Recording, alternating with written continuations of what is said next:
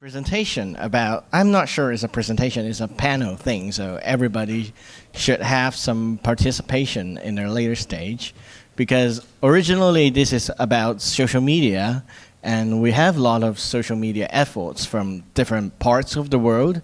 Many chapters has got this Twitters, Facebook, whatever, I don't know, maybe they have local applications on this matter and trying to basically very easily to promote the message to the world, like what we are doing here. Do you want to? So, of course, we are Hong Kong. So we are pretty, I don't know, tech savvy? I don't know, because we are starting our page pretty early, yeah, I think. And of course, we're starting with groups. So you can see how old is our social media efforts, because we used to have that kind of groups, and everybody is notified, got emails, crazy stuff. And then we migrated into a page and something like this. And we usually post photos, because media files is more work more on Facebook, yeah, because they allow it. And sometimes we are quite ahead because we use these social media tools, because I think pretty much because in the early days we have this event page already quite early in Facebook. So actually most our meetups have Facebook event pages and getting people together, and even more sometimes. And we are trying to engage with meetups in other city, like the nearby Macau. So we are quite close, because yeah, you look at it, it's 2007, okay? And we're still hosting by a group, and Andrew is on there. You can see that. Yeah, you're on our presentation. Yeah, so that is the point. You can see that we're quite, I don't know, maybe it's just a small ideas about you guys to use Facebook, whatever stuff to do about the social media effort. Yeah. Of course, we have Twitter, and I think Twitter is more simple because it's about text, so we cannot use fancy photos, and mostly retweets, and yeah, all kinds of stuff, yeah. And also, we have this kind of retweet. You can see many things like, yeah, we like to retweet. And also, I think most important thing is sometimes is everyone seeing anything interesting, and we just retweet. And probably sometimes we need some influencer to help us to do it, yeah. So I headed to Tango because he is more talking about something more exciting, because it's about China, right?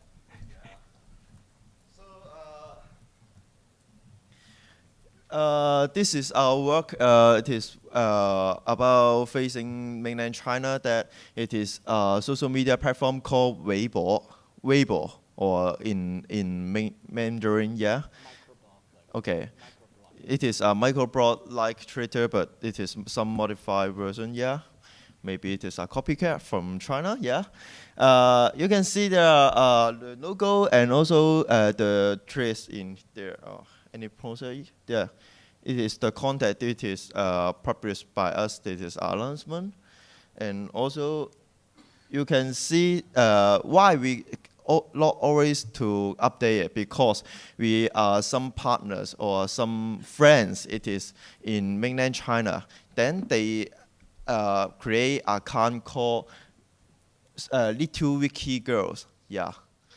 So they act like a girl, but they are boys. Yeah. Around 5 boys. It is create a account called Little Wiki Girls. They always say something like girls, so they attract a lot of boys, and men think they are girls, and they continue to publish something that make them it is a girl, yeah. So you can see that those boys are saying something to attract the girls' eyes, yeah. And they always share some daily life thing, such as their lunch or their breakfast, yeah. Okay, the Wikimedia Foundation thing, yeah, about the questions. Okay.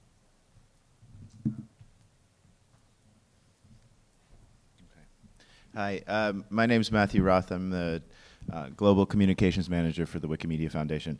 And by way of explanation, there were several other panelists who were supposed to be on here that couldn't make it for various reasons. They were going to share other experiences from social media from within chapters and around the world. So I apologize that they aren't here. But I can briefly explain to you how the social media platforms that the foundation currently manages work. So we have, sorry, did you want to? Oh no, I'm going to get to those later. Okay, there we go. So there are a number of channels that the foundation manages. And first is the @Wikipedia, which is, well, I'm going to only go into the ones that the communications department manages. There are a number of other Twitter handles from various departments like mobile and tech, and so I'm not going to go into those, but know that there are a lot of other active channels within the foundation. But principally, we manage the @Wikipedia and the @Wikimedia channels, and the @Wikipedia is somewhere in the neighborhood of 60-some thousand. The @Wikimedia is much smaller, around 1,500 or 2,000. I forget the last time I looked at it. But we also have the Facebook page, the Wikipedia Facebook page, which is 1,060,000 at this point fans. And then we have a much smaller presence on Google+, and those are kind of the main ones that we work with. There's a social media committee within the foundation. I say committee very loosely. It's whoever happens to be there and not busy in a number of the departments, plus two of us in communications who are kind of constantly on the job. That's me and Tillman Bayer, who is also does a lot for social media. So the way we typically work with any kind of social media message that we want to send out is we propose the language that we want to use to that social media committee within the foundation. There is a web address that you can use, which is just socialmedia@wikimedia.org, and anyone really can contribute if they like. My apologies. So basically the way that works is the list, someone will propose a tweet, someone will propose a Facebook message, and someone else needs to vet it and approve it. And basically the reason we do that mostly is for typos and for proper spelling of things, for grammar. But it's also really important because people have a lot of different experience within the staff at a number of different levels.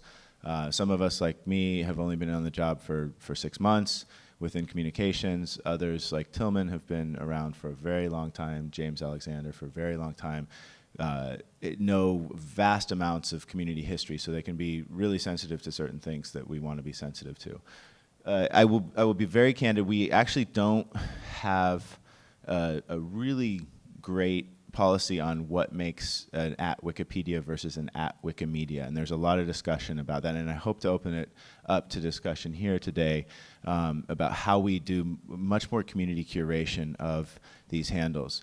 The Facebook page is a massive entity that we currently manage in the foundation, and it's something that we're of the mind that we could do a lot better job of community curation, group curation.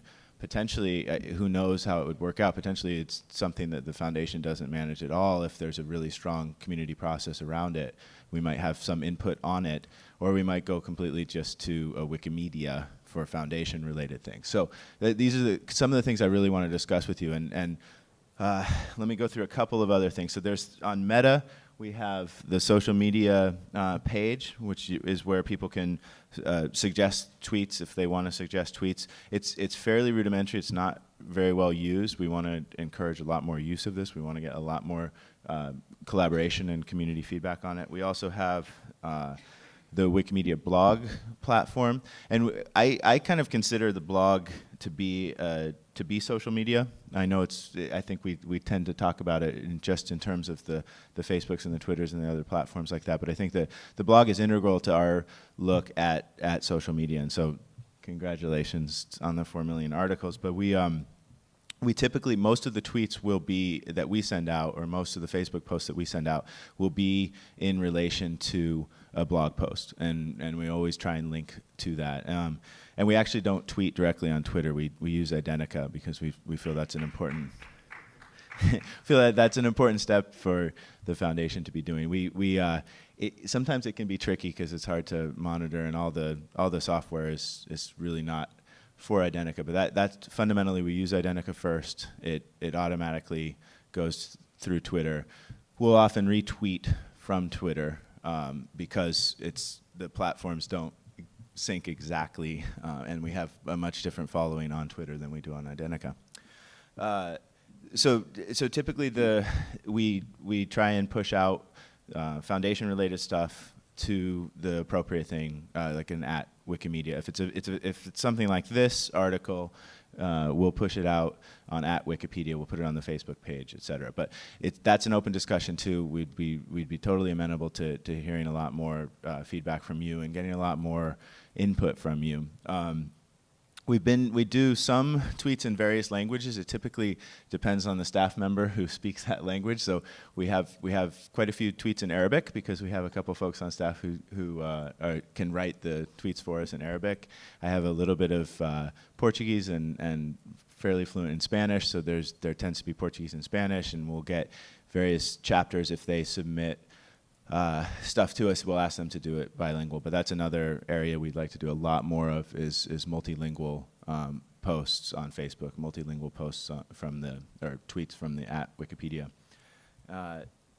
Lastly, so there's a communications committee that we also it's a list that we run. It's a loose committee. There's no meetings or anything like that, but it's folks from chapters all over the world, folks even like Andrew Lee and others who are super involved within Wikipedia and within social media and blogging who are not necessarily chapter affiliated. It's something you're welcome to, if it's something you really want to be a part of, we'd love to discuss that with you. It's basically, it's not super high traffic, and a lot of it is sort of posting news that happens from around the world. But we feel like it's an organ or a muscle that could be used much better, and we'd like to figure out how to sync that up with all of this, because ideally there's no reason that 95% of our tweets should be in English and our Facebook posts should be in English. It's a factor of the people who are doing the work right now, and we want to invite a lot more involvement in that. So at the behest of several members of ComCom, the communications committee, we recently started drafting blog posts on Meta in a completely open format. They're blog posts that are not, these have all been published, or most of them have been published at this point. But basically the idea is to do blog posts here for anybody to see. We don't do the time-sensitive stuff or things that we want embargoed. If we think it's going to be a huge press story, we obviously don't want the press to scoop this. We've actually seen a savvy reporter report on a post that we were going to do on a Friday. He reported on it on a Thursday, which is fine. It was not a huge outlet, but the idea is basically we want to be super transparent on this stuff, and we want to invite a lot of involvement. If we look at the 4 million article milestone one, you'll see that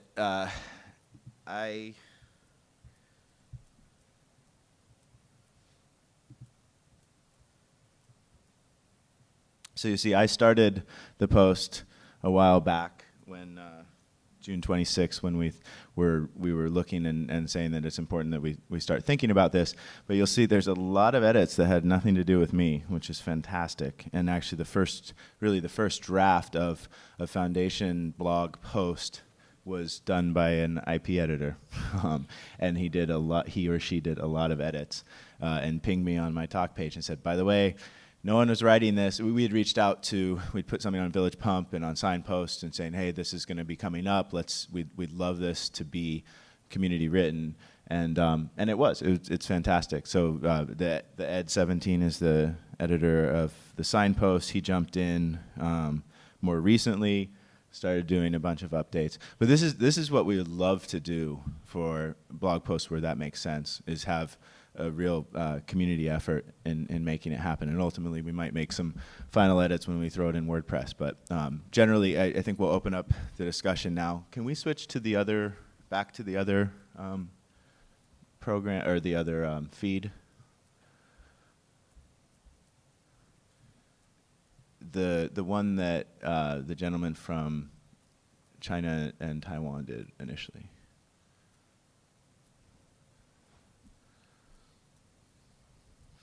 Anyway, I'll move to these other mics as we have this conversation.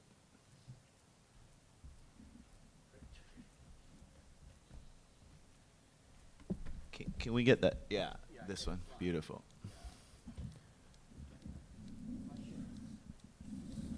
Okay, so we want to put these questions out, and we're hoping to stimulate a discussion either here or subsequently, but we really want to ask you guys how to have more collaboration and more involvement. And we've talked on ComCom with a number of chapters and said, use these platforms. It's pretty substantial. I mean, there are some amazing Wikipedians who have more followers than us on Twitter, but that's pretty rare, and we'd actually like to build a following on Twitter. 60,000 is pretty tiny in my opinion. Like Creative Commons has 500,000, 400,000, something like that. So we'd like to build this muscle a lot more. We just quite candidly don't have staff time, and we don't know what kind of value it is for the money to spend to have a social media person. Stacy in the fundraiser last year did an incredible service for us, and that was part of the fundraising. But there's not budget at this point to have a staff member who's exclusively on social media. So we think ultimately it'd be better if it were community curated. So we want to talk to you about how to better integrate community. I don't know if anybody has any ideas right off the top of the head. I have. Sweet. Well, personally, I think sometimes it's about social media is about ownership.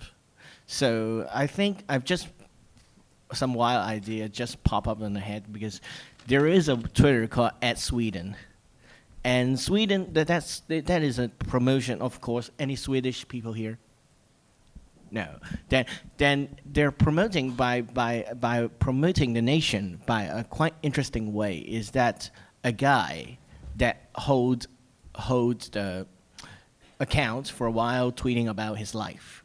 So as we can see, that is quite successful. A bunch of few Chinese boys pretend to be girls, and getting about food, and probably I don't know, because we're always telling the stories about Wikipedians, well, by video recording or stuff, and sometimes we probably think of this kind of things like giving the just like the Sweden tweet. And probably we just allow the access from ordinary Wikipedians, or maybe we can create a new identity just called @Wikipedians, and then they have routine like, oh, I hosted for 1 month to say, oh, today I edited this article and this guy is crazy on somewhere. I just blocked one guy. Probably this kind of silly stuff will work. I don't know, but at least sometimes we're using these kind of things to telling the real faces.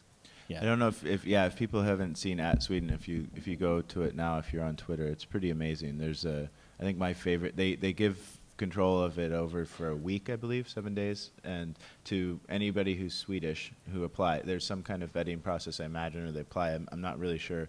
But my favorite one was the female truck driver who tweeted about being on the road in Sweden for a week. She had just amazing tweets. So very mundane, like today I did this, but she was super active, and it's amazing to kind of get insight into someone's life, and that could be really amazing for Wikipedians. It's something that we've talked a lot about at the foundation in the communications department, but we'd love to put that out there. We'd have to figure out. Obviously, we don't want anything that would damage Wikipedia, and we could imagine things that could do that, but obviously it would be, or that handle, but it could be a really good idea. Maybe. So anyone on the audience who want to speak, there's two. I think microphones. there's a mic here if you just want to shout. Just shout.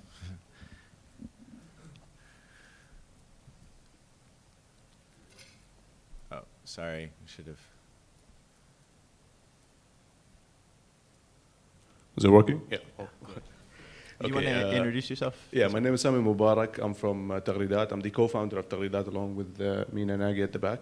Taghridat, we are an Arabic online initiative to increase the quality and quantity of Arabic e-content. So we have over 85,000 followers on Twitter, and we promote Arabic e-content projects, and we take on different projects with different stakeholders. And one of our stakeholders happens to be Wikipedia now. We're working on a program with Wikipedia, with Arabic Wikipedia, to increase the number of editors on Wikipedia. And we hold workshops for them, and we give them awareness material. And the thing we found is more than just speaking to the Wikipedians on social media, it's more useful to speak to the people who are not Wikipedians. Because there's a big misconception with people that of the image of Wikipedia, that Wikipedia has its own editors, these people are hired by Wikipedia. There's a lot of very small key messages that people are not getting, and social media would give them the perfect medium to get this from. So if they follow the @Wikipedia or @Wikimedia accounts, they can then get information that they don't find on wikis because they simply don't know how to use the Wikipedia interface. So using it for awareness is a very key thing, and this is what we've been trying to do. And we've tried to mention the Wikipedia and @Wikimedia accounts a couple of times, but we mention it in Arabic. So we don't know how the response will come. I mean, if we can get retweets, if we can get people to actually outreach to the community rather than just speaking to the non-Wikipedian community, rather than just speaking to the Wikipedians, it'll be much more useful because Twitter, Facebook, these social medias are very popular in the Middle East. So and it serves as a very good penetration tool. So how can we get in touch with the Wikipedia, Twitter handles, or the people managing the Wikipedia Twitter handles and Wikimedia Twitter handles? So maybe we can write some awareness materials and give them that ready. And you can, of course, approve it or curate it or whatever you want to do to it, and then post it on the Wikipedia handle, or give some of that control to some of the community members, because we have writers, we have copywriters, we have people that are well in the social media field, but they just want a chance to use those handles. So how can we do that, or how can we help with that? We can talk afterwards, but also basically I'd like us to build the functionality into those pages on Meta, where they're completely open and editable to everyone, so that if there's some sort of social media message that you have in Arabic and we want to do it, we just need to figure out how to schedule it, how to curate that. But we want it to be wide open. I mean, we really want to encourage as much involvement from within the Wikimedia movement and from our partners. And we're very excited about the Taghridat. Yeah, that's great. And one of the things we also do is that we put motivational quotes and some nice material anytime that we feel like it. And sometimes we run out of quotes and we run out of cool stuff to put. So we open the door for the community to give us what to post. So we look out for interesting tweets. We give people emails so they can send us any messages that they want to put. And we don't necessarily put anything that they give us. So we give them the email, be like, send out whatever you want to see on the Taghridat account, for example. They send over 100 or 200 tweets, and out of those, maybe 20 make it. And that's maybe, we know in the Wikipedia realm that's usually done through a wiki, but where social media users or normal users are concerned that don't use Wikipedia, that'll be a more interesting tool for them to give. So if they even want more awareness from the Wikipedia accounts, they can actually say, why don't you send us this and this? And then you guys can maybe take it forward from there. I think one of the things, based on limited staff capacity, is just that we don't really, particularly Twitter stuff, we don't really use it the way that most people use Twitter. I mean, we broadcast, and there's not very much back and forth, and that's mostly just because there's an incredible crunch on our staff time. But that's probably why we only have 60,000 followers. I mean, I would think, one of the crazy messages was when Stacy was managing the Facebook accounts around the fundraiser, was, she put, we were close to 1 million followers, and someone's like, she put out a post, help us reach 1 million by a certain amount, and someone's like, you don't have 1 million yet? That's bananas, or crazy, or something. They said something like, they were astonished. So, and I think it's because it hasn't been front and central in our mandate at this point. And the communication staff grew by 2 within the last which is a it was only 2, now we're 4. So it's a substantial growth. So where we can involve partners and when we can do community curation of it, I think that's probably the most beneficial way forward. So let's discuss more afterwards, for sure. Sure, thanks. Hi, Joe Leung. I just didn't hear a couple basic questions that I think need to be asked, and they're, who are you trying to reach and what do you want them to do? And you can have multiple audiences and multiple targeted messages and multiple campaigns, but are you trying to reach out, people who currently aren't users? Throughout the sessions of the past couple of days, we've heard of a whole bunch of challenges that say, we've got a huge backlog of tasks that we need editors to do. Are you trying to use these channels to mobilize, direct attention to X, Y, or Z tasks and, clear out a backlog of something that active editors and contributors can do versus something that you're doing just to raise awareness, to, push out press releases, whatever it is. And I think once you're able to, prioritize a couple of different behaviors and audiences you're trying to reach, and you can start to develop campaigns against them, and then try to generate some metrics behind them to see how that's actually working. So I mean, I think a lot of this you guys already have, if not fully conceptualized, that you realize what the needs are.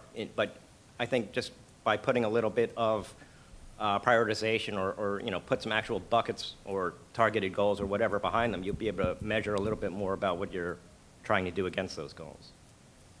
Do you want to? I think, well, my daytime job is social media also, so I'm 24/7 on Facebook once I'm awake.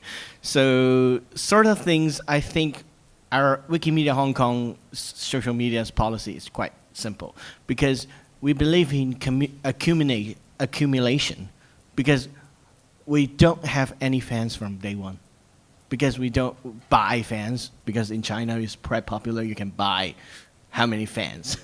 But we really need somebody to help us when we want to promote stuff. So we are probably not the first we're still quite in the stage here, because we have the page quite recently. So we are trying to accumulate fans, because if there is no fans at all, is nobody to go in to help you to whatever you do. Like, if you have no fans, where you turns those readers to editors, and of course there's no people help you to shout. So also we are trying to doing something like sometimes ensure our message is out. So we ask some local influencers to retweet or stuff, that kind of stuff. They might retweet if I don't call them, but sometimes I have to call them if it's really important. Yeah, such like the Hong Kong Bit messages. Yeah. Yeah, I think the chapters have slightly different goals than the foundation does with their handles. I know from what Jerry just mentioned, but I've seen a couple of other really interesting presentations from the India chapter, and they're very explicitly using Facebook to try and get new editors, and they have an entire guideline written on sort of how to approach people, how to welcome them in, how to help them with edits, and you'll see sometimes with a single person that there might be 60 or 100 comments back and forth on a post, and they're helping them edit.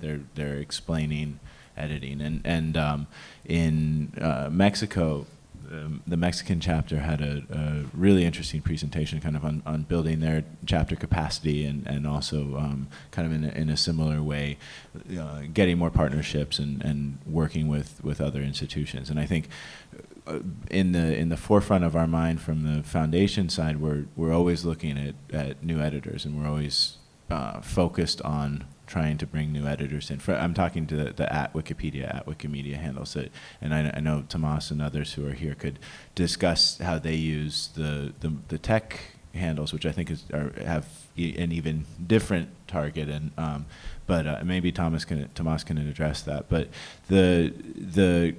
we haven't. Part of what we're doing is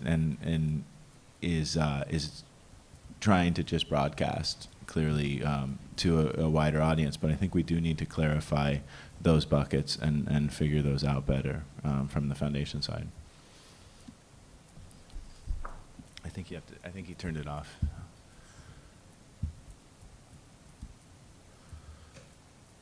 Are we live? There we go. So to the question of how the mobile team uses the Twitter handle, we do use it as a broadcast mechanism to announce new changes, to announce new application releases, but we really try to make it a bi-directional channel as much as possible so that we solicit feedback, we collect bug requests, and we really try to engage people and get them to message us pretty actively. So a number of the engineers on my team, including myself, have TweetDeck up all the time, and we get a lot of questions about the interface, we get a lot of feedback, and we try to make it as bi-directional as possible, and it's become really successful for us as a feedback pipeline. It's probably been one of our most successful ones, better than OnWiki and email in a lot of ways because of how simple it is for mobile users at least to use Twitter. As you guys know, Twitter works really well, is really built for mobile devices. So for us to solicit feedback about the mobile site on Twitter works really, really well. And we're just beginning to start to understand how that's going to work for us in the future. Thank you. Yeah, it's an ongoing thing, and I don't think Stacy could attest to this. We hadn't really given much attention to those handles in this way until she started work on it for the fundraiser last year, and that the groundwork that she laid has made it really much simpler for staff who have a huge crunch in time to be able to kind of interact with it. But I mean, honestly, there was James Alexander, manager of merchandise, who runs the shop. He was like, we really don't use Twitter as a conversation tool very often. And someone had in New York, I think it was a cafe or something like that, was having a trivia contest. Sorry, the word escaped me. And they were asking things, and one of their tweets was, something, what has this, that, and it's like, and no cheating at Wikipedia. And James was like, oh God, I really want to respond to this. And so he did. He said, no fair, from the the at Wikipedia account, and they were shocked that Wikipedia was talking back to them, and then there was a little bit of banter, and then they said, well, why don't you propose a question to folks? And so he looked up something that was pretty interesting, and it was I think it was what New York-based food item has neither of the ingredients in its name in it. It was egg cream, yeah. And he also was asking who the inventor of it was, or who was attributed to that. Anyway, so it's something that we need to do a lot more of, I think. But again, it's kind of not within the mandate that we have as staff to spend all that time on Twitter. And you see on the messages that we get on the Facebook account, it's like, hey, you need to fix this article. There's a mistake in it. That's a huge portion of it, and I don't think it's really worth our time to do that. If someone is asking, hey, why can't I do this, or I really want to see a change here, but I can't figure it out, I'll respond to them, and I'll point them to help pages, and I'll try and have more of a dialogue with them. But the Indian chapter has really done remarkable work on that, and they've dedicated a lot of time to it. We can show you their case studies if you want to see it afterwards. Stacy. Hi, I'm not used to public speaking, so I apologize in advance. But yeah, I'm Stacy. I worked with the foundation on social media during the fundraiser last year. And there's been, the social media with the foundation has been really slow moving, mostly because, well, there's two issues.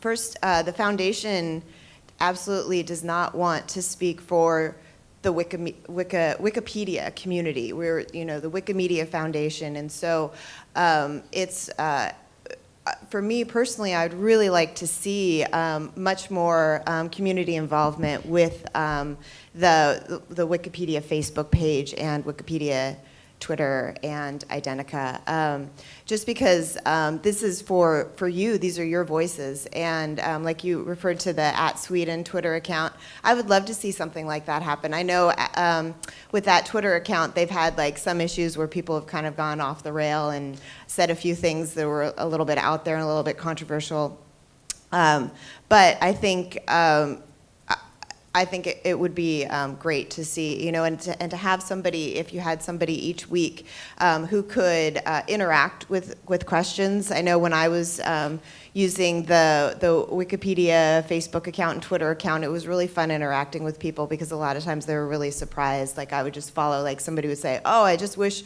Wikipedia would just tell me something random today, and I would like answer them, and they would be shocked, and it would be, you know, something funny, and it was just really fun. To do that. So if you guys are interested in social media, definitely go to the Meta Wiki page, and you can add suggestions there, or they can go on the social media mailing list too, right? Yeah, they can send. You can send messages to social media at wikimedia.org, or I mean, get in touch with me. This is really nascent, and my email, if you want, is mroth@wikimedia.org. Happy to get email from you. So mroth@wikimedia.org. But sorry. Yeah. So so that would be great to have all of your involvement in that, and it's really fun, and it's a great way to reach people who are outside of the community, and they don't really know anything about Wikipedia. They think it just appears out of nowhere magically. So that would be wonderful to see more involvement with that. The other, just really quickly, the other issue that I discovered was Twitter and Facebook are, you know, very popular social media tools, but they are not open source. And they sometimes have policies that are not in alignment with what Wikipedia stands for.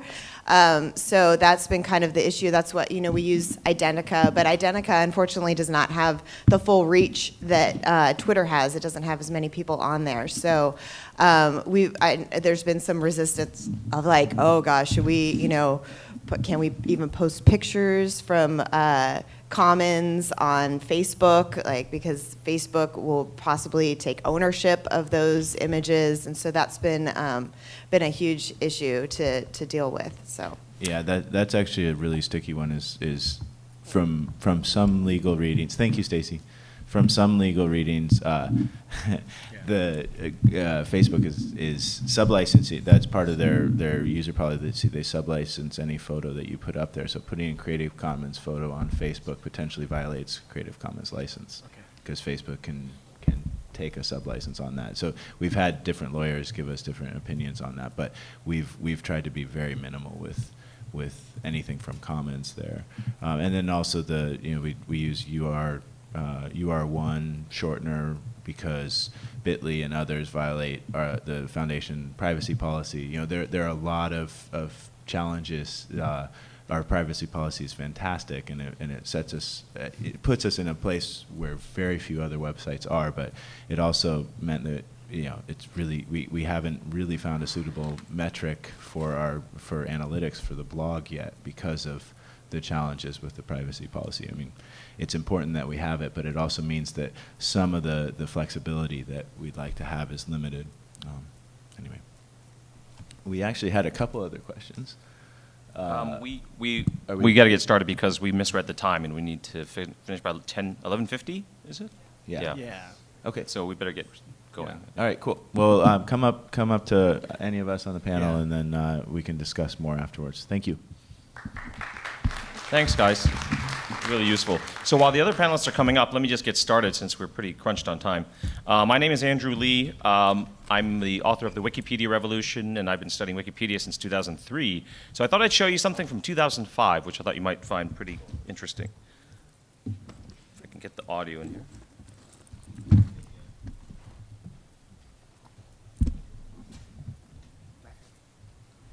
My name is Rui Silva. I'm from, this is just the short first and last name because Portuguese names are very long. I'm of Portuguese origin, but I grew up in Mozambique. And I live and work in Mozambique. I think that this project is so important for the future and for the present of people that are in the learning process, students in universities, in high schools, that I take part of my free time at working hours to contribute to Wikipedia without hampering my work. And without feeling the need of being paid. Because I'm learning at the same time. So that is video footage from Wikimania 2005, the very first Wikimania in Frankfurt. And the reason why this is interesting is because, let me skip that for a second. That is going to be one of many videos that I'm working with a museum on. So what's interesting about Wikipedia that you've been hearing for the last few years, that Wikipedia has been working with museums. One of the interesting things now is Wikipedia is going to be in a museum. So how many people here have heard of the Computer History Museum before? Great. How many people have actually been to the Computer History Museum? Very few. Even people who live near it in San Francisco, it's in the heart of Silicon Valley. Some people who even work next to it have never been to this museum. But they are going to be showcasing next year 7 technologies that have changed our lives, and Wikipedia is one of those 7 technologies that they're going to be showcasing. So I'm going to be working with them. I think some other GLAM folks here. Thanks. Sarah and other folks are going to be working with them on how to curate a physical exhibit about Wikipedia. That's pretty darn exciting, right?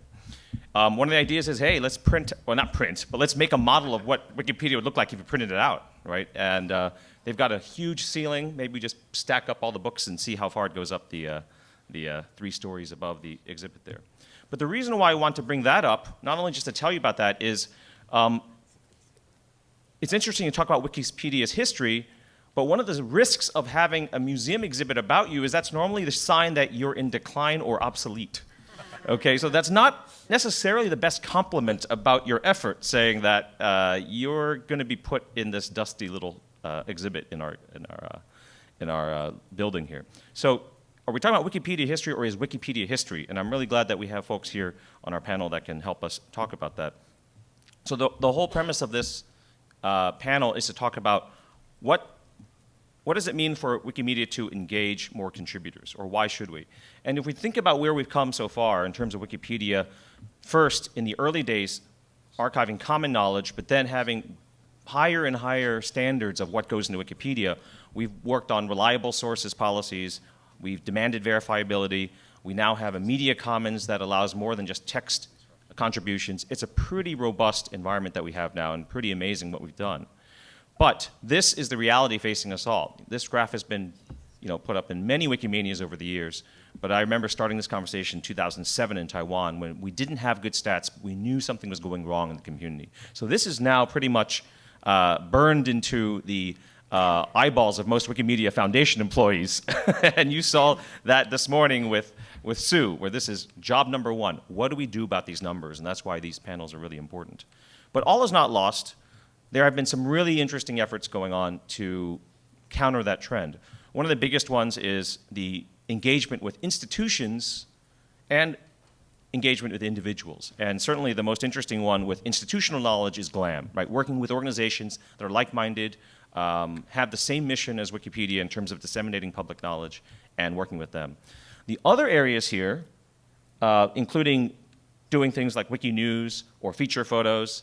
I don't know if David Shankbone's still here. He was just right there. But David Shankbone, if you haven't met him, is one of the most prolific photographers in the world. I think a publication just recently said he's the most published photographer in the entire world based on his contributions to Wikipedia and the Commons. And then we're looking at other things here, like oral citations, which Asha will talk about. But we do have a policy kind of hanging over all these types of individual contributions that have been very contentious in the community. Like, can we contribute all those things from individuals when we have a no original research policy that is interpreted fairly broadly? And that has been an obstacle to a lot of advancement in that area. So the reason why I came up with these 4 specific topics that I'll tell you about in a second is this conversation I had with Zach Exley, who is the Chief Community Officer of the Wikimedia Foundation. Now, he couldn't make it to Haifa last year, and when I flew back from Wikimania in Haifa, he was making his way down to Los Angeles and said, can we have breakfast? I want to talk about something. And I said, okay, because he didn't really get a chance to find out what was being talked about at Haifa. And he asked me, I'm finally convinced we got to do something major to engage more editors. What do we do? Is it as bad as I think it is? And I said, no, but if you look at 4 areas, I think we can fix this problem in 4 areas, right? And I think the areas are social media, the gender gap, and what we're doing with GLAM already is a huge step forward, and furthering that is a big part of this. But then also original content and journalism, which is probably the most new and most controversial in these four. And I think these are the kind of the four directions that we can engage in for Wikipedia's community to recover in this. So the question is the Wikimedia community up to the task of engaging in these things? So we know that the general contributor numbers are declining, but this is an even more stark picture, and I showed these earlier this week. This is based on slides I did in 2007. If we look at where we came from in the original 2001, 2003 conception of Wikipedia, we basically had some very simple rules, right? Ignore all rules, which was great. Assume good faith, new NPOV. Right? On top of those basic things, which just try to get people in the door, we started to up the quality in Wikipedia, and we start to have things like semi-protection. And we had a more rigorous method for adminship. We had a 3-revert rule, which was contentious at the time, but necessary given how many people were coming into Wikipedia and the number of edit wars that were breaking out. Then we also had criteria for speedy deletion as we started to see that the bureaucracy of deleting articles that weren't appropriate was too slow. So these were some things that you had to learn on top of some basic policies in Wikipedia. But then if we look at the third generation, this is where I kind of call the beginning of the end. So that's no longer discussion, it's no longer elaboration, it is just dashing off a note, I'm deleting this article, CSD G5, look it up, go away. All right. And so it's no longer individuals interacting, it is policy, it is law, it is citation of existing 20-page policy pages. And then on top of that, we also have some other dynamics that have been playing into this next generation of editors, including a very contentious adminship policy or adminship process. So the problem here is that my belief is that ignore all rules doesn't even, no one even talks about ignore all rules. You've got tons of rules and you better recognize all of them. And the result of all this is this, which is if you look at this graph in terms of how many admins we're promoting every month in English Wikipedia, we saw a peak of 2005, 2007 of more than one admin a day being promoted inside English Wikipedia. In the last few months, it's only one per month. So that's a 30-fold decrease if you're optimistic on the number of admins that we have in English Wikipedia being promoted. And then that doesn't even take into account the number of admins that exist but are trailing off in their participation. Okay, so this is even more bleak in terms of contributors when you talk about admins and deep engagement with the community here. Okay, I love this quote. When people restrain themselves out of fear, their lives are by necessity diminished. Only through freely chosen discipline can life be enjoyed and still kept within bounds of reason. And if anyone's heard of Csikszentmihalyi, he's a really well-known guy who talks about flow psychology. And Jack Herrick had a great talk about this. So there is some hope. Jack Herrick just gave a talk earlier this week, and I thought I'd just highlight this very quickly. He had the same numbers for WikiHow. This should automatically ring a bell in your head. Like, we had these drops in numbers across all the major Wikipedias. So we said, is this a technical feature that went wrong inside the Wikipedia universe?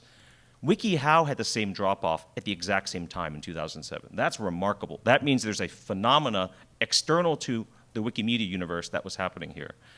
And the funny thing is that he got the community to bounce back in 2009, something that we haven't seen yet. And you should definitely track him down if you can, but his presentation talked about the kind of social features he incorporated into the wiki, the work queues, and the different flow theories that he employed in their wiki. Now, to our session, what can we learn from the situation that we see in WikiHow and other efforts that we had so far? So these are the areas that I think that are interesting to talk about. We already know that GLAM is now a major part of Wikimania and the culture here, so I think that's a great thrust area here. But I was going to hand this over to each of the speakers here very quickly, just to talk a little bit about what they're doing in these areas. So one is in the area of social and signaling. Brandon is kind of heading up that effort inside the Wikimedia Foundation, talking about software features and the philosophy and the foundation of what's going on. Sarah's going to talk about the gender imbalance and what she's doing as a fellow in terms of the gender gap. And then Ashal's going to hopefully reiterate what he talked about last year with oral citations and in terms of what kind of challenges you've seen there. So I thought I'd hand over to Sarah first, yes, and then Ashal and Brandon to talk about some of these dynamics. Okay. Good morning, everyone. Good morning. Good morning. I like that.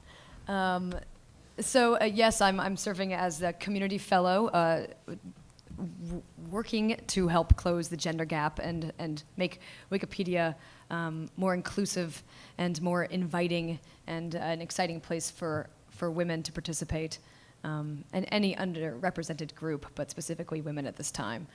And as many of you probably know, the last year's 2011 and this year's 2012 Wikimedia Foundation survey of editors has shown that approximately 9% of our contributors are women.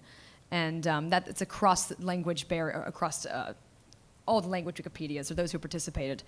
And English has the highest, so we're maybe about 12% women. And then I believe Russian, out of the top, most popular Wikipedias, has the lowest ratio of women at about 6%. So I'm exploring, that's a very nice slide, Andrew. Okay, I can survey, cause and effect, produces a non-flow environment, topic diversity, okay, all right, sorry.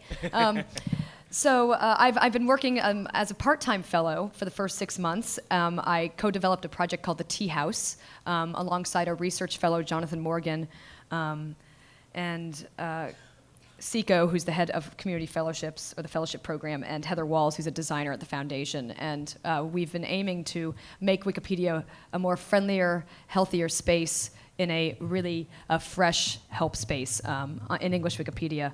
And it's been working.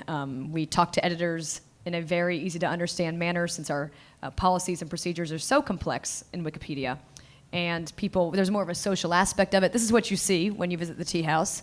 You can make a guest introduction where you can have a picture of yourself, or whatever picture you choose. We teach you how to upload it.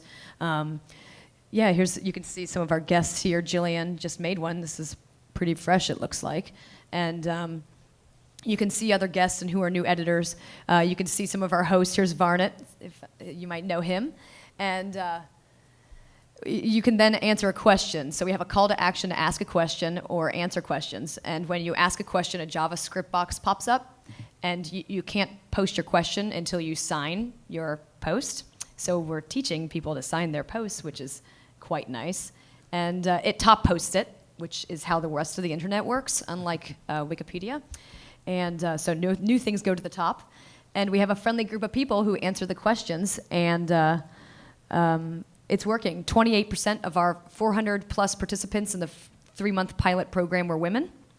And that's a little bit higher than the 9%, obviously. And then we've had a retention rate of 33% of our participants. So I don't even... Tom Morris, I love you. I really love Tom. But 33% of our participants in the 3-month pilot. We're trying to keep this presentation social, so there you are. Yes, social media. We just had that. Jesus. Anyway, so 33% of the participants out of those 400 are still editing Wikipedia, which is really amazing. So we're doing some really cool things to try to incorporate and engage new editors, and specifically women. And I've got other things I'm working on, which you'll hear about in the next few months. So I'll stop talking, and who's next? I'm next. Is this on? This is on. I'm Achal Pravala. I work as a researcher and as a writer. I work on intellectual property, on copyright and patents, mostly against. And I've been on the advisory board of the foundation for about 7 or 8 years. About 2 years ago, I got very interested in working on things that Wikipedia doesn't do very well, or things that just aren't particularly thought about necessarily, and sometimes for the right reasons. The one thing that I got around to discussing with a bunch of people about a year and a half ago exactly was that with a number of people like me, multilingual, born and raised in India, but in several languages at the same time. My education was largely Western, and I grew up before the internet and with books. And like many others like me, we found that there were things that we did in our daily lives that simply didn't have enough references to be able to put down in an article on Wikipedia.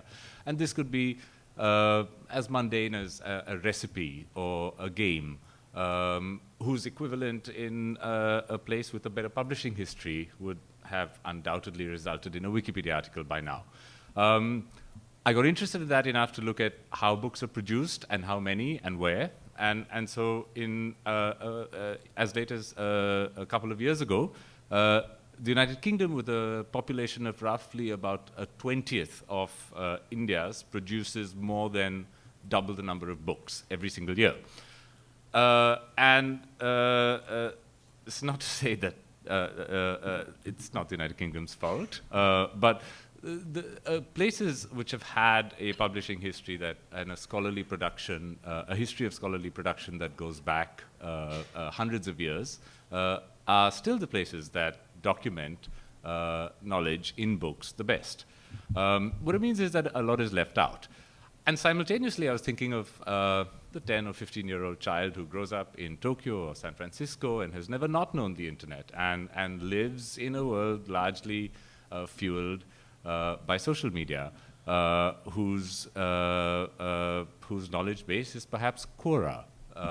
And I thought that there were interesting similarities between a 60-year-old woman producing liquor in a small village in South Africa and this young child growing up in San Francisco, both of whose references are kind of non-textual in the traditional sense, both of whom probably don't necessarily use books in quite the same way that some of us of a similar age have a relationship with. I worked on a project on oral citations. What we did was engaged with editors and language speakers across two countries, India and South Africa, in 3 languages. Hindi, which has a huge speaker base of some 250 million people. Malayalam in South India, which has about, I think, 40 million speakers. Sesotho sa Leboa, or Northern Sotho, which is one of the official languages of South Africa and has about 5 million speakers. And we talked to people to try and see what they were interested in doing and whether it had references. And when it didn't have references in books that we could use to create Wikipedia articles, we spoke to people. And we tried to speak to people who were different, men, women, old and young. We tried to get conflicting perspectives, which I'm happy to say we actually did. And that was kind of cool. We created a few articles in these 3 languages. And tried very briefly and unsuccessfully to translate some of those articles onto English Wikipedia. They did last, actually, for about 9 months, but mostly because no one noticed, and then someone did, and then they were gone in a second.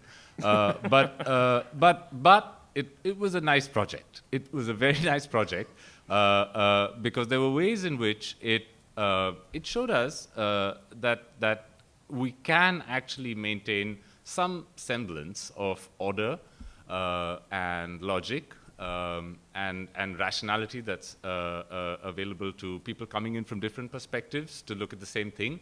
Our audio interviews were transcripted in 2 languages, and so it meant that, in fact, they were easier to look at and understand across different cultures and places than perhaps a lot of other stuff that's on Wikipedia. So I'm proud of what happened.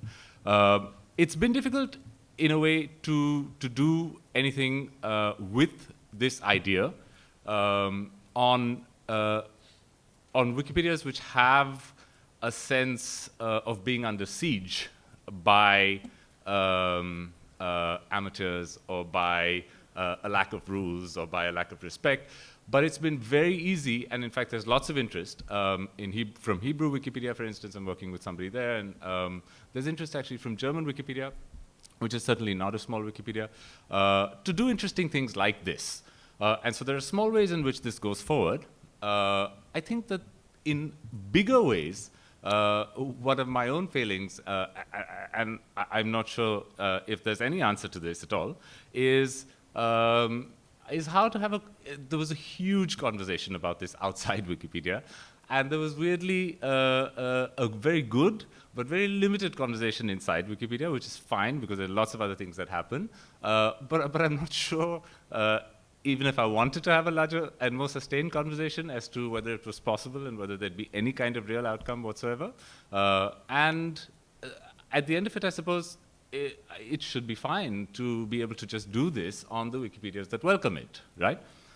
But I'm not sure that on the larger Wikipedias, and I really do mean English Wikipedia, that there was ever a chance to have this discussed or thought about in any logical and detailed way in order to decide whether to engage with it or not. Whereas I think in a lot of the smaller projects, there's just much more human interest and time and fewer people, which ironically means that there's a greater interest in experimentation and a redeployment or engagement, and I appreciated that very much. So I'm slightly puzzled and very pleased at the end of it, and that's about it. Yeah, when I saw Achal's presentation last year, I got really excited because I saw the combining of two worlds. I mean, some of what he's doing with going out there and doing interviews and transcription is what Wiki News could or should be doing. And the other thing is that it's inherently an act of journalism, and since I teach in a journalism school, I know these numbers. 65 to 70% of journalism students around the world are female. So you can actually, address two issues in one shot. A huge opportunity for more engagement of females, and also a way for a news community to be built around this function. And I said to Achal last year, I said, I could imagine a community built around this task could be like National Geographic 2.0, right? You could potentially, if this takes off, produce more in 1 week than what National Geographic does in 1 year with the crowd reporting these things in the field. But it's, as you said, it's a lot of obstacles, a lot of cultural change, but really interesting if people can take off with it. And if there are people interested here, you should see Achal. It's a great project. So Brandon, so I thought maybe you could talk a little bit about your reaction to some of the issues with social media engagement with the community. I think Quora was mentioned earlier this week by Eric and other folks. And that was one of the sites I mentioned to Zach last year, saying Quora is a great site to base some of our designs on. So I'd love to hear from you. So yeah, I want to actually back up and I want to talk a bit about this panel is called Engage or Perish. Now, the perish part is like this awful, horrible sounding word, and no, a lot of us here, we can't even imagine the idea of Wikipedia perishing. And we could spend a whole bunch of time talking about what that might look like, but that's actually not really a useful exercise. What I will want to talk about for a second is this concept of what we call disruption. Now, in 2001, Wikipedia disrupted the Encyclopedia Britannica and Microsoft and Carta. I mean, we took them over and we ate their lunch. And we did that by changing the rules. We just came in, that was it. It was done. Game is over. And you know, what it is you can't find anybody at the Encyclopedia Britannica who is going to say they saw it coming. It just happened. Because you never see like the bullet that kills you, right? So there are many industries that have like a history of that. You know, like hard disk manufacturers is like Howie's favorite analysis for this. But you can think like, you know, the people who made Blu-ray discs, you know, who were inventing Blu-ray really did not think about the fact that they were obsolete already because of, you know, streaming. So what we have is a situation where we could be potentially disrupted. And what we want to do is we want to actually make sure that that doesn't happen, or we at least want to head it off at the pass. So a site like Quora, which is very much about engaged in social activity and stuff. And by the way, I don't think Quora is going to disrupt this. I had a long conversation with Jack Herrick about this yesterday, actually.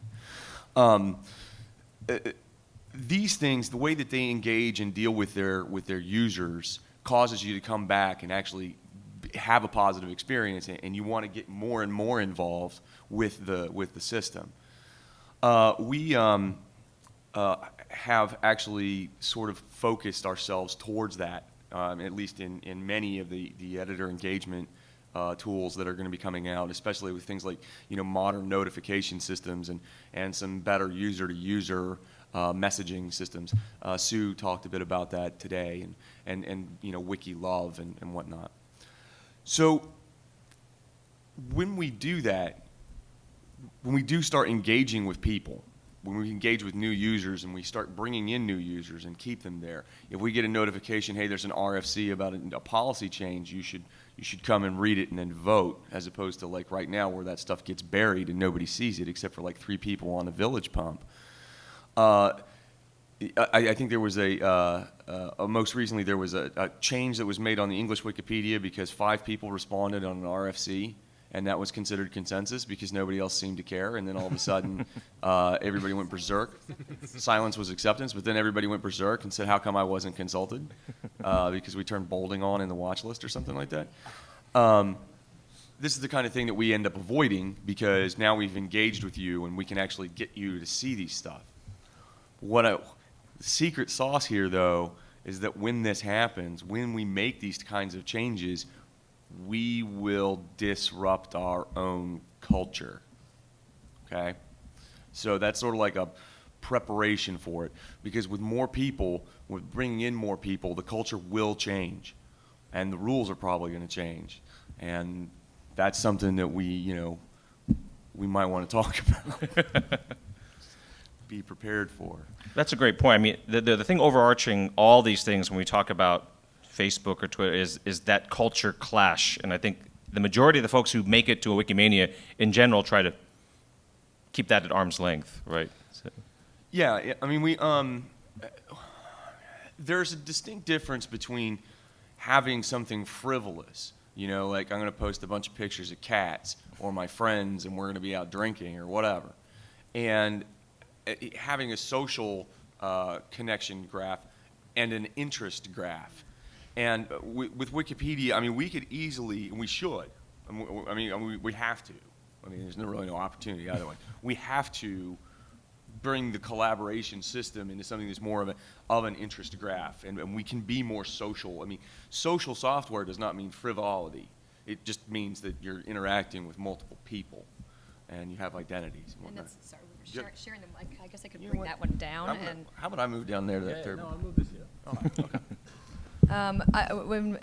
That touches on a really great point. We have such a fear of social media, the WP : not Facebook, and one of the things that every time someone uses that,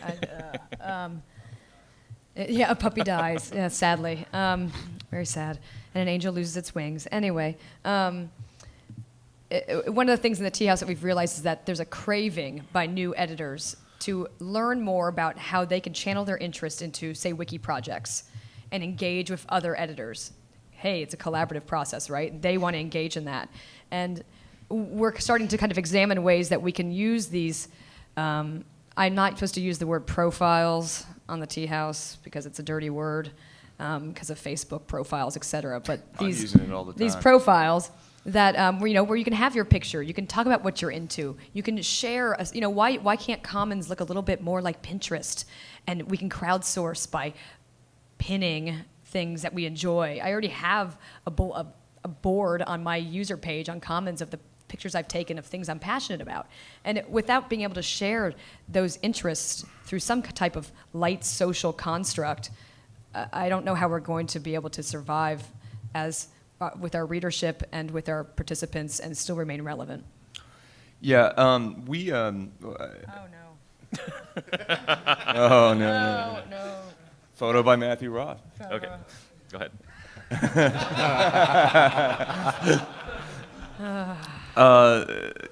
We have found a little interesting bit of data that we got when we do user tests or research with readers or non-editors, and the first thing that they do when they go to a user page is they want to know what you did. They want to see your contributions, and they want to be engaged with everybody else in this way. And of course, everybody wants to, you want your bragging rights, right? You want to be able to say, I did, I've got 10 Did You Knows and 2 featured articles, and here I made Commons Picture of the Day 5 times, and here are the photos. These are the things I'm proud of. These are the things that I worked on. My article, how awesome would it be to be able to say, my edits have been seen or read by 42 million people, and have like a real number, like a counter or something. I mean, we can do that. This is something we can do. but we have to sort of get over the idea that being social. Okay, that's like distracting. We have to get over the idea that being social is like evil, and or it's just not necessary, because it's absolutely necessary because we're humans and humans are social. So I just wonder, is there anyone here who, I've sort of peripherally played around with Quora, but is there anyone here who's actually spent a lot of time on Quora, and you have, I screw around with it too. some idea? Would you like to just tell us what kind of stuff works there? And one of the interesting things that happened after this oral citations project was that there was a New York Times write-up, and among all the hundreds of conversations that were happening at that time were, I think, two people who founded Quora were saying, "Oh, it's a really interesting article. Anyway, that guy will never get anywhere with this on Wikipedia. He should come to Quora." And it was just very funny because they were all sort of. They seemed, far more sort of interested in the idea than they felt that this is something that should happen there. Quora, Could you tell us a little bit about what, some of those who raised your hands? Or is there someone? Well, Quora is very much like a cult of personality. It's kind of like, this is my opinion about this, or my experience about it, and you don't really have to have any references or anything. So like I said, I don't think it's not going to disrupt Wikipedia, because no, I was my just interested in father's never knowing, gonna go to Quora to what's find an nice answer. and what works on Quora. What works is again, it is this idea is that it's actually direct user to user engagement. So I ask a question to the multiverse, and Does Jimmy Wales consider Quora a threat to Wikipedia? yeah, see, yeah. Somebody asks a question, and then you wait for answers. But then I can actually ask you to answer questions, and there's just a lot of it's very much a give and play. I think what Brandon said is one of the things that Wikipedia, if they put in there, would really be neat, is that I'm reading an article, I know there's something wrong or fishy, I don't know the answer, but I know who does. Someone in my social network, either a LinkedIn contact or a Facebook contact or someone on Twitter, and with one button, I can refer the article to them and rope them in as an expert on that. I think it's pretty cool. We've also, attended and helped plan a feminist open source unconference the 2 days before Wikimania called Ada Camp, and we had a very big discussion about bringing more women into the projects, and one of them was sort of this trigger button where you can say, hey, here's an article, subject matter, I know someone who's a specialist in this. And with one click of a button, you can email that link to a specialist and say, hey, you should share your knowledge about this subject matter. Or, hey, Brandon, you know a lot about death metal. Let's talk about this, maybe. Yeah, and I'll talk about death metal any day of the week. On and offline. And that's a technical implementation of the invitation culture that Mary and Sarah talk so much about, right? So that's a perfect marriage of technology implementing that exact dynamic, right? Yep. Do we want to take I thought we want to go around, and I'd love to hear different folks' thinkings about any of these issues, but also your ideas on how better engagement could happen. So let's go around the room real quick. There are two mics here. Yes, if you can come down to the microphone. If you like, Mic but or I mean, shout, it's up to you. yeah. And it'd be really awesome if you introduced yourself, too. Yes, yes. Real name, username, whatever. Ladies and gentlemen, Sven Mangard. You just made my trip to DC, sir. I might be a little bit less social than most people, but I would think... I think you're just fine. You're awesome. I would think that if you're not already in the mindset that comes with being a Wikimedian, the mindset of yeah, I'll help out for free, that coming in and opening your inbox and seeing someone who you may know or may only marginally know saying, hey, can you help us with this? Would be interesting the first time, but if it happens 2 or 3 or 4 or 5 or 6 or 7 or 8 or 9, 10 times, it will eventually become annoying. And so I wonder, when we do outreach that is, were you the spam, ham, and bacon person? No. What we've talked about. All right. When you do outreach that's in the spam and ham, the I really don't want this, or I don't know if I want this areas, are we risking alienating the Wikipedia brand name by becoming an annoying inbox filler? I have an opinion about this, too. Okay, so I'm just going to actually, I just want to, for those of you who don't understand, the email tends to come in like automated email tends to come in 3 types. There's spam, which is email that you didn't sign up for and you don't want. Then there's ham, which is email that you sort of signed up for maybe and you forgot and you probably don't want. I have no idea. And then there's bacon, which is email that you didn't sign up for and you do want. There's no vegetarian option on Yeah, it. there's no vegetarian option. So in your case, like a notification that comes down and says like, okay, can you help it? And after the 5th one, you're like, whatever. You solve that problem by like, click here and you'll never see another one. And it's a function of the software. We can actually avoid that. Now, as to whether or not it dilutes the brand, to be honest, I'm not so certain I would see that. I'd actually like to see the psychology as to what would happen. My expectation whenever I have friends on Facebook who are constantly pinging me to join Farmville, it does not dilute Farmville's brand. It dilutes their brand, my friend's brand, right? I get irritated at them. I don't get irritated at Farmville. Right. That's just me. Good point. And about the branding, I think we have a lot more we need to do to educate the public about what you can do in and with Wikipedia. I think our brand still has a lot to go. And this is my personal opinion, not as a foundation-y person.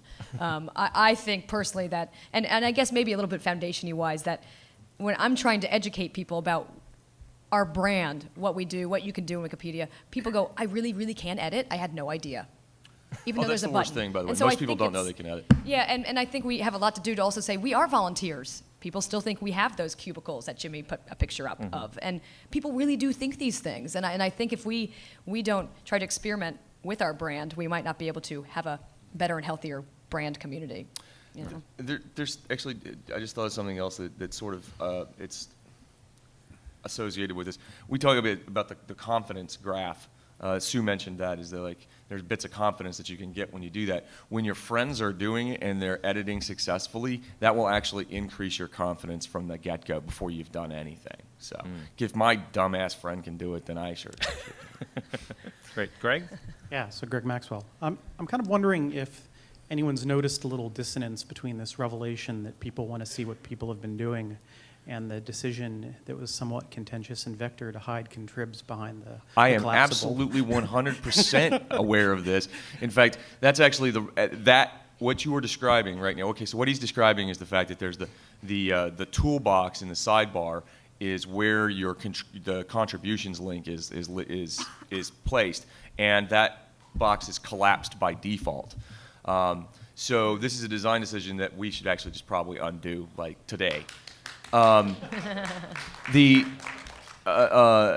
actually how I came to the realization, and then I started watching how everybody else does it. And when they go looking for the contributions thing, and they get terrified. And it was actually the impetus behind Global Profile, or some of the Global Profile designs. So. You know, the community's crazy, but you know, we have been doing this for like a decade. So. Oh yeah, no, yeah. It's. But are we doing it well? Are we doing it well? Good. Thanks. Yeah, my name's Joseph Bishop. I'm Faneuil B. I had a very quick question about the historical growth of Wikipedia. As we all know, if you go to a Google prompt and you type in some obscure subject, or almost anything, Wikipedia is the first entry to come up. And I think that's a very good thing. The world has benefited tremendously from that. I wonder if you could tell us a little more about the relationship between Google and Wikipedia. Is that something that they just decided to do, or how did that come about? I don't know how relevant that is to the subject matter. Yeah, I mean, it's been discussed a lot. I know there's some conspiracy theories behind the scenes, but I don't think anyone's ever There's come up no with anything conspiracy credible. theory there. It's good business for them to come to us. So. Right. Anyway, let's that's. Yeah. Stephen? I just wanted to, I'm Steven and I work at the foundation too. I wanted to comment on the email thing, which is that one thing we do know is that whether from the fundraiser or from when we talk to editors directly that have accounts about their participation, our open and click-through rates on emails are much, much higher than nonprofit or tech industry standards. Like people do open emails much more from Wikipedia because they're interested. Now, whether that applies to any rationale for increasing the number of emails, I would not make a supposition, but people have a really deep love of Wikipedia, and I think that translates to all forms of connection, including off of the site. Yeah, we really quick. We did with the Tea House. We invite the editors to visit, and we did email invitations for those who had their email, obviously on, and we had a larger return rate from emails than we did from posting on people's talk pages. Right. Hello, I'm Naburu. I think he was. Go ahead. There you go. Okay. I'm Naburu 38 from Uruguay, and when you're talking about disruption, I feel like this world is like surfing. It's like waves. There comes one wave, a trend, and then comes another one. So if we want the Wikimedia movement to go on for decades, we need to ride the waves, like we take one and then another. But actually, it's not like the waves come from the ocean. Currently, the people, people create the waves. Like these trends, they not just happen. There's someone who creates them. So the Wikimedia movement should try to make these waves. I absolutely agree. We should be innovators and leaders, not followers. Michael Noda, CCOM Mac. I was a very active editor from 2004 to 2008, and then I joined that little graph. Come back, baby. We love you. I'm here. Yay, one step closer to coming back. You're here. I was wondering if there was some thought given to the fact that maybe the thing to think about is that Wikipedia may need to think of its editor base as being a very high turnover, very high churn environment, simply because the demographic skew has always been for overrepresentation of undergraduates and other people with a lot of free time, and then they have life changes that preclude them from participating quite as heavily as they did at one point.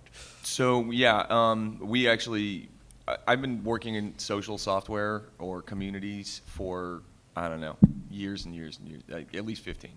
And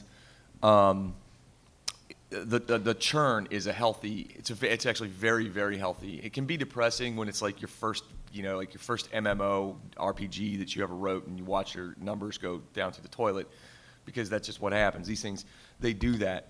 The problem we have is and I've given... Please keep that. Can you keep the Wikipedia's not here? Okay. I've talked about this and can talk to other people about this a lot. It has to do with a funnel of A-listers, B-listers, C-listers in terms of how people get value out of these things. And normally in healthy communities, you have, as somebody leaves from the top, you have people coming in from the bottom that then grow up into becoming those good people, or the high-value contributors.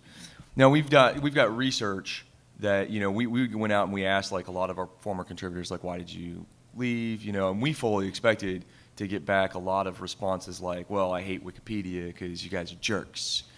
And what we actually got back was more puzzled responses that were along the lines of like, wait, no, I didn't leave. I had a kid, or I got a new job, or something like that. Now, and so the editor motivation for joining is just as diverse as editor motivation for leaving, and so we really can't, we can't really, predict that. Right. We've run over 10 minutes already, but I encourage anyone who wants to talk more to come up to talk to anyone who's left here. Sarah has to go to the next talk, but thanks a lot for your participation. Thank you. Yeah, go to the Tea House. Go to the editor.